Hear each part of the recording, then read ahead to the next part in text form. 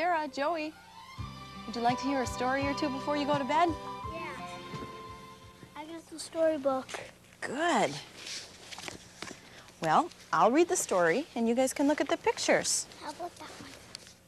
Okay, that sounds good. We'll let you choose the next one, okay? All right. Now, once upon a time...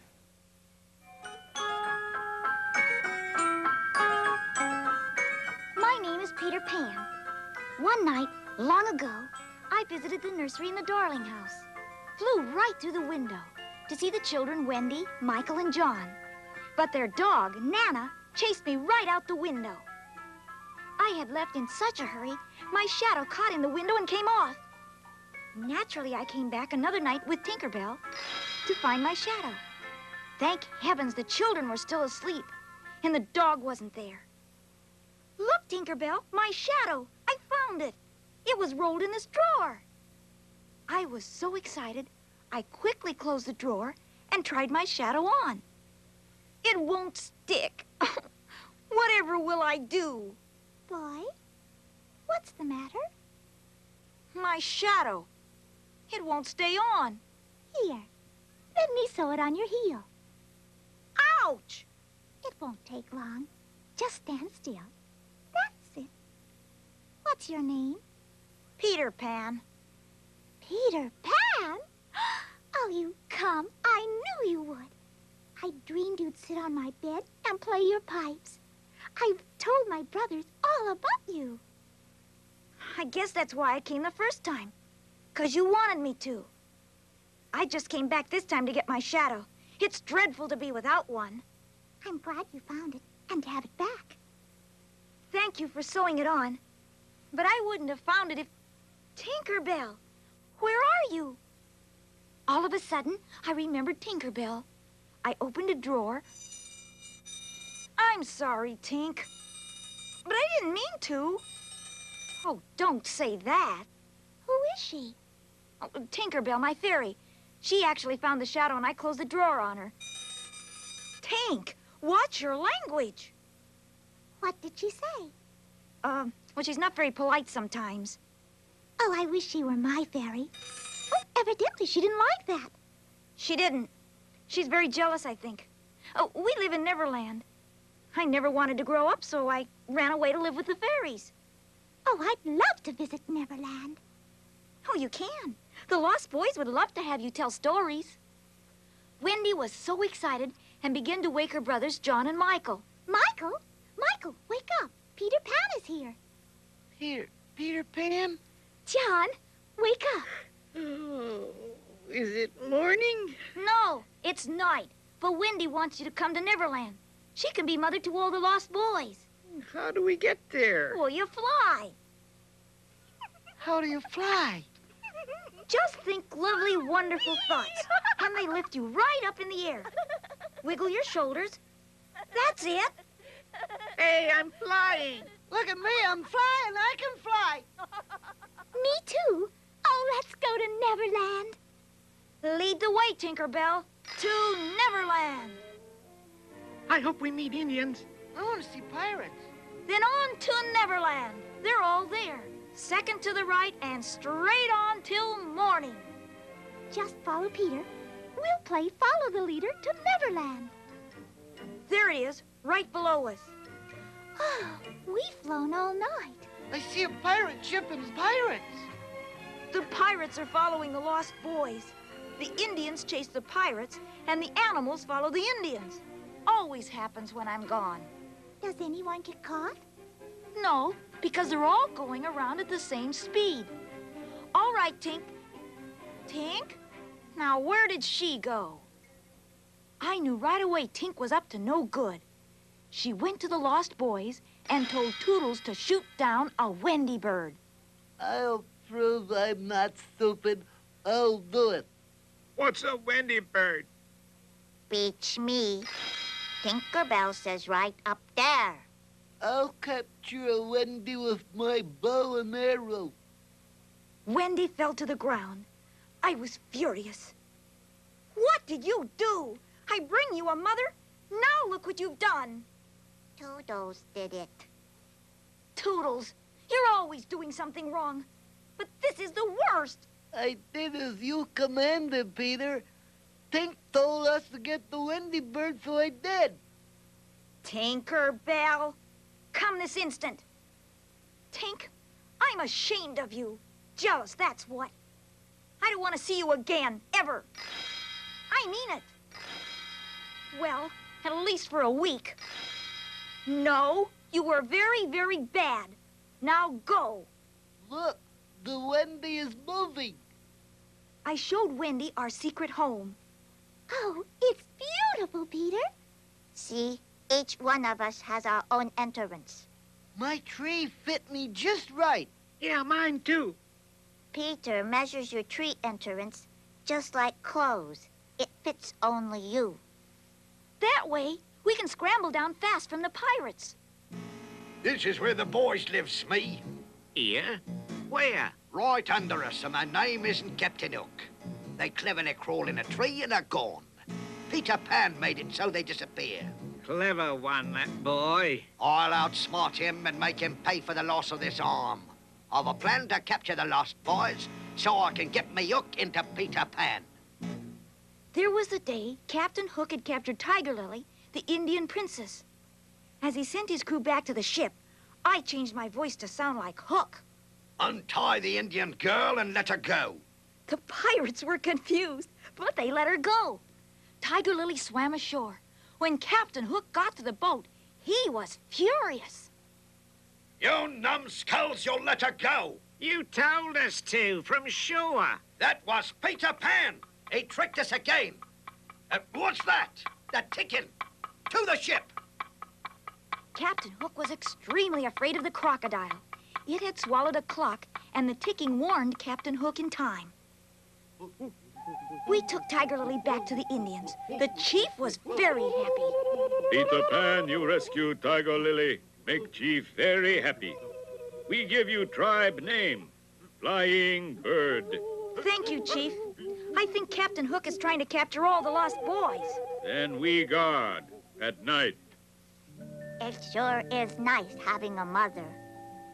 It's very late. We've had such an adventure today. Gee, pirates and Indians all in one day.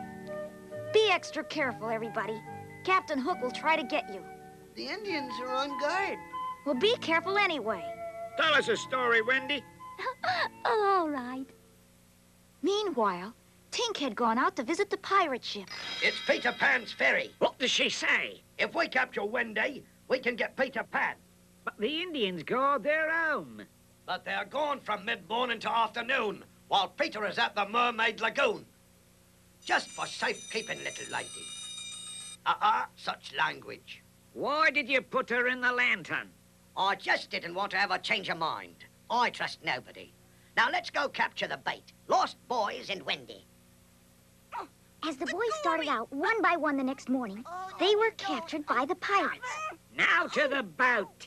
7 boys and this must be Wendy. Oh! You'll be sorry when Peter finds out. He'll get you. Peter will rescue us. I doubt that. When Peter takes the medicine you left for him. What did you do to the medicine? All good mothers make their boys take medicine. So I slipped a little poison into Peter's. Tinker told you everything. You captured her. She's getting away. Bet she warns Peter. Too late by my calculations. Peter has already taken his medicine. Oh, you're hateful. And you're the first to walk the plank. I can't figure where they all are. I guess Wendy was angry because I left without taking my medicine. Oh, go away, Tink.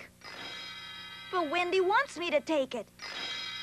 Tink, I can't understand a thing you're saying. Then Tinkerbell did a brave thing. Before I could take the medicine, she drank it, staggered, and slumped in my hand. Tank! The medicine! It was poison! How? Oh, what'll I do? If children... I can hardly hear you, Tink. Yes, go on. If children believe in fairies, you'll be all right. Oh, please, children everywhere, say that you believe in fairies. Say it. Say, I believe in fairies. Tink, they do. She's coming too. Tink, Tinkerbell. They're on the ship? Tink, boys and girls saved you. Let's go rescue the others. Tinkerbell confessed her whole story as we flew to the pirate ship. She was sorry for what she had done and promised to do anything to help. Meanwhile, Wendy and the boys were in danger. Tink and I got aboard as Captain Hook was making Wendy walk the plank. That's it, little mother. Just straight ahead. The water isn't cold, just deep. Peter will come. I know it. Take your time. Peter Pan is finished. What's that noise? Kick him. The crocodile. He's coming aboard. Wrong! Not the crocodile, but Peter Pan. Peter Pan? The very same. Wendy, don't move. Tink, untie her, while I take care of the pirates. By yourself? Not at all. Come on, boys. Take that! I got this one. I'm going for Mr. Sneeze. Look out, Peter! You're slow, Captain. I'm over here. With the help of the Indians, the pirates knew they hadn't a chance and got into their lifeboat. Men! Men, come back! They know when the fight's finished, Captain Hook. You'd better join them. What's that noise? Ticking.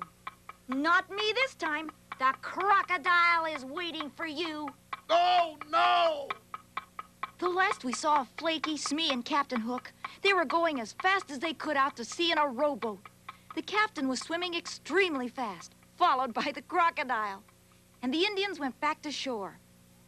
Now that we had possession of the ship, the boys were thrilled. Look at me. I'm a pirate. Couldn't have done it without Tinkerbell. She saved my life. She truly belongs to you, Peter.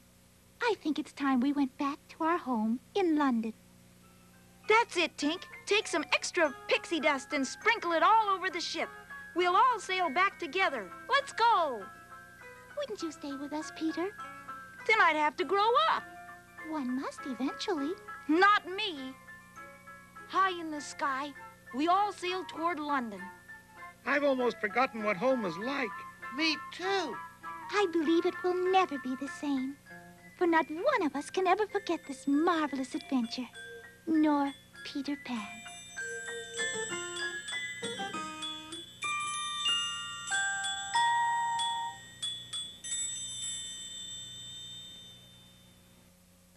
Gosh, that sure was a good story, wasn't it? Yeah. How about another one? You want to pick it, Joey? All right, how about this one? Okay, good. Ready? Once upon a time.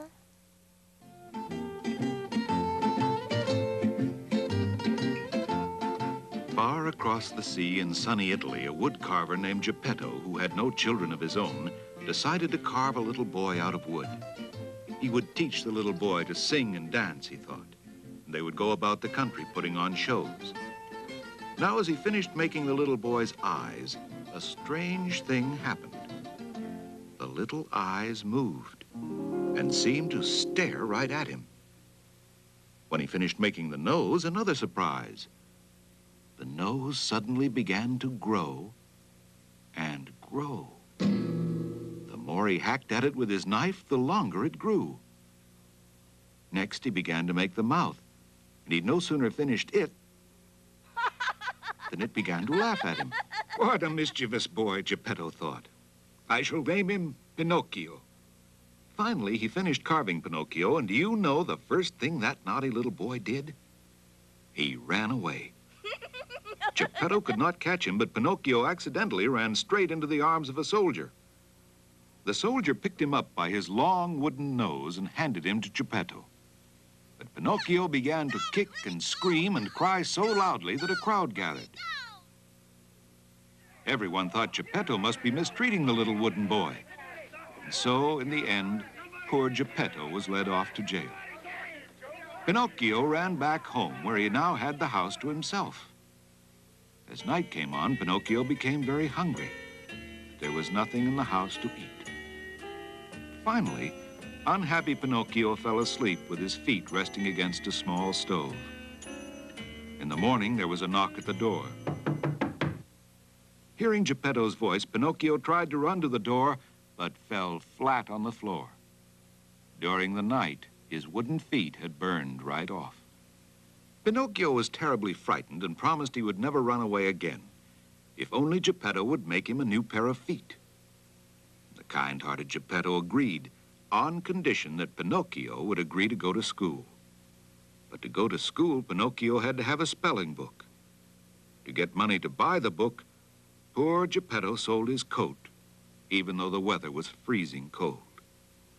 On his way to school, Pinocchio heard the music of a puppet theater, and he could not resist stopping to see what it was all about. A ticket to the show cost 4 pennies, which Pinocchio did not have. So he sold his new spelling book to a peddler for 4 pennies and hurried inside. On stage were many little wooden boys and girls like Pinocchio, except that they had strings attached to their bodies so the manager of the show could move them as he pleased. They were called marionettes. Pinocchio recognized them as brothers and jumped up on stage to join them. The theater manager was furious with Pinocchio for breaking into the show and threatened to use him for firewood to cook his dinner. Pinocchio begged for mercy, and in the end, the theater manager felt sorry for him. Pinocchio told him how poor Geppetto had sold his coat to buy a spelling book. The soft-hearted manager wiped away a tear and said, "Here are 5 gold pieces. Go quickly and carry them to your father." On the way, Pinocchio was seized by 2 bandits who searched him and finally discovered he was hiding the gold pieces in his mouth. They could not make Pinocchio open his mouth, so they hanged him from a tree and waited for him to die. Luckily, Pinocchio was rescued just in time by the fairy with the blue hair who happened to live nearby. She nursed Pinocchio back to health and offered to let him stay with her. When he told her his story, she asked, And where are the gold pieces now? I have lost them. Actually, Pinocchio had the gold pieces in his pocket, and because he told this lie, his nose grew longer and longer until it stretched clear across the room. The blue fairy laughed and clapped her hands. 1,000 woodpeckers flew into the room and pecked at Pinocchio's nose until it was normal size again. Then the blue fairy told Pinocchio the good news. His father, Geppetto, was on his way to come and live with them. Pinocchio was delighted and ran out of the house to meet his papa. But on his way, he met a pair of scoundrels, a fox who pretended to be lame and a cat who pretended to be blind. They told Pinocchio about a magic field where one could plant money in the ground, and in a few minutes it would grow into a tree covered with gold pieces. Poor Pinocchio, who trusted everyone, planted his 5 gold pieces, which were promptly stolen by the fox and the cat. When Pinocchio returned, all he found was a hole in the ground. Pinocchio told his sad story to the judge in the nearest town, which unfortunately was a place called the City of Fools. The judge was a gorilla and a fool himself. He found Pinocchio guilty of being a fool for allowing his money to be stolen and sentenced him to jail.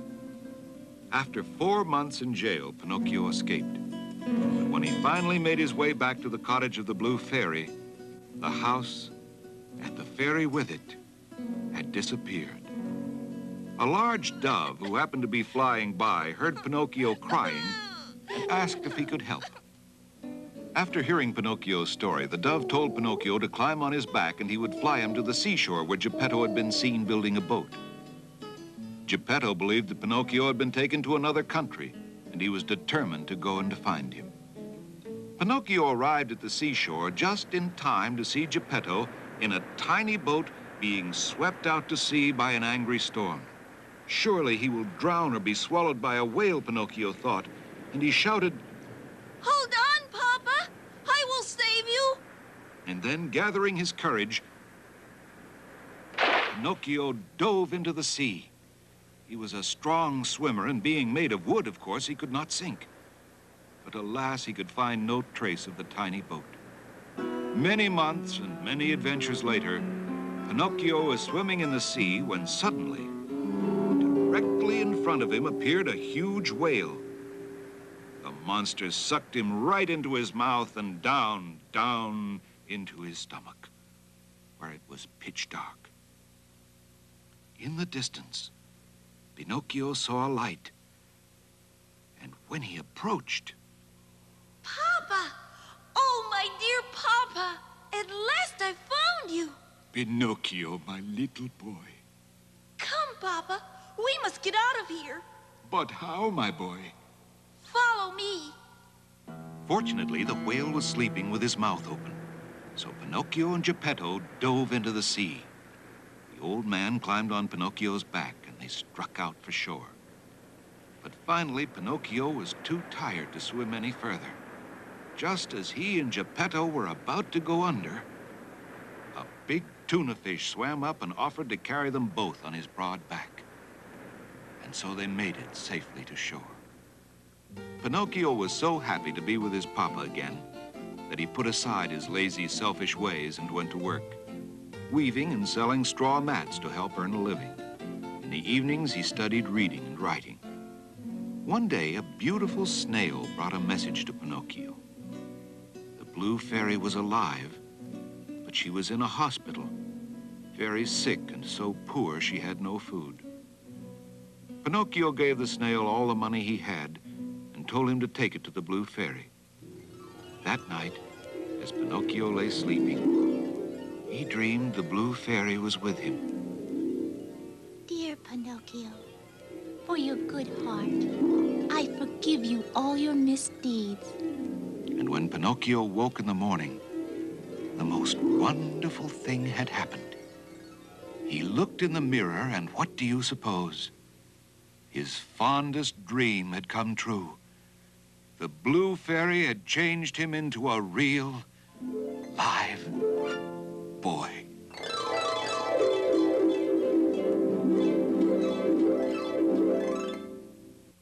Gosh, those sure were good stories, weren't they? Mm-hmm. Well, I think it's about time for you guys to hit the sack, huh? Mm-hmm. How about some more stories tomorrow night? Yeah. Okay. Good night. Sleep well.